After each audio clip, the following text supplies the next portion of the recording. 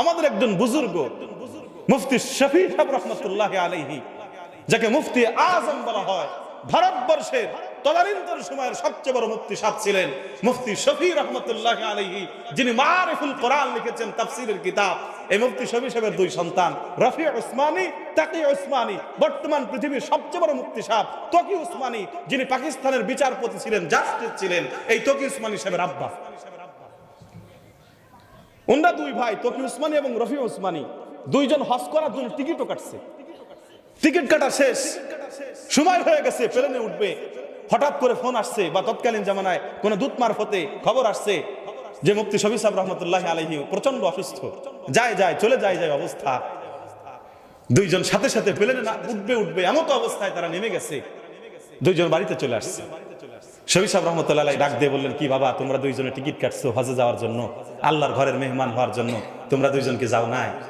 দুইজন ডাক দিয়ে বলতেছে, আব্বা, আল্লাহর নবী বলছে যে বাবা মার চেহারার দিকে নেক নজর দিলে কাবা দেখার সওয়াব পাওয়া যায়, তা আমরা আপনার দিকে নজর দিলেই তো কাবা দেখার সওয়াব পেয়ে গেছে।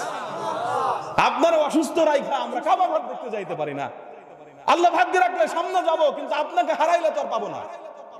শফি সাহেব রহমতুল্লাহ এত খুশি হয়েছে, দুই হাত তুলে আল্লাহরে ডাক দিয়ে দোয়া করছে, মালিক, আমার যে সন্তানেরা আমাকে সুস্থ দেখার জন্য কাবার ফ্লাইট নষ্ট করে বাড়িতে চলে আসছে, মাওলা, প্রত্যেক বছর তুমি তাদেরকে কাবার মেহমান বানাই দিও। তকি উসমানী বর্তমান পৃথিবীর যতগুলো আকাবির আছে, সবচেয়ে বেশি যিনি বিভিন্ন দেশে ভ্রমণ করেছে, যিনি বিভিন্ন দেশে কোরআনের বাণী পৌঁছে দিয়েছে, তার মধ্যে একজন হলো মুফতি তাকি উসমানী রাহিমাহুল্লাহ। কিতাব লিখেছেন ঘুরে দেখা পৃথিবী, 10 খণ্ডের কিতাব। পৃথিবীর এমন কোন দেশ নাই যেই দেশে মুফতি তকি উসমানীর পা পড়েনি। কার দোয়া? তকি উসমানী নিজে বলতেছে, আমার আব্বা ওই দোয়া করার পর থেকে পরের বছর থেকে এমন কোন বছর নাই যেই বছর আমরা কাবা ঘরে যাইনি। আরে শুধু কাবা ঘরে যাই নাই, কাবার ভিতরে আল্লাহ তাআলা আমার নামাজ পড়ার তৌফিক দান করেছে। কাবা ঘরের ভিতরে। এটা কার দোয়া?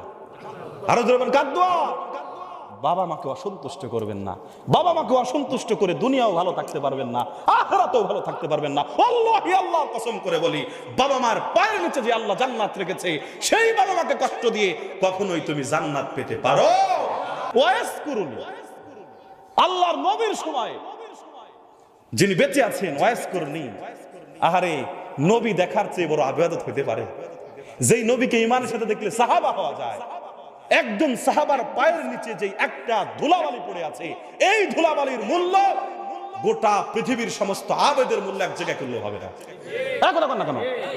সেই সাহাবা হওয়ার সৌভাগ্য থেকে বঞ্চিত হয়েছে ওয়াসকুরুনি, কারণ একটাই, ওয়াসকুরুনির কাছে খবর আসছে, ওয়াসকুরুনি দূত মারফতে খবর পাঠাইছে, নবী, আপনার সাহচর্য গ্রহণ করতে আমার বড় মন চায়, আমার মনটা কাঁদে, আমার মন চায় আপনার দরবারে আপনার কদম মুবারকের মধ্যে বসে আপনার নুরানি চেহারাটা আমি একটু চোখ দিয়ে দেখি।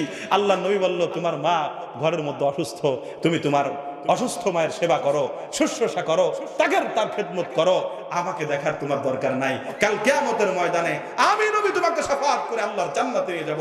ওয়াসকুরুনি নবী দেখে নাই, নবীকে দেখার জন্য আসে নাই, মায়ের খেদমত করছে। এই জন্য তো আল্লাহর নবী বলেছে, সাহাবারা, আমার মৃত্যুর পরে যদি ওয়াসকুরুনিরে পাও, এই জুব্বাটা হাদিয়া দিও। আর ওয়াসকুরুনিরে বইলো যে আমার উম্মতের জন্য ওয়াসকুরুনির জন্য হাত তুলে দোয়া করো। ওয়াসকুরুনিকে যিনি মুস্তাজাব দাওয়া বানিয়েছেন, তিনি কে? আর বলেন তিনি কে?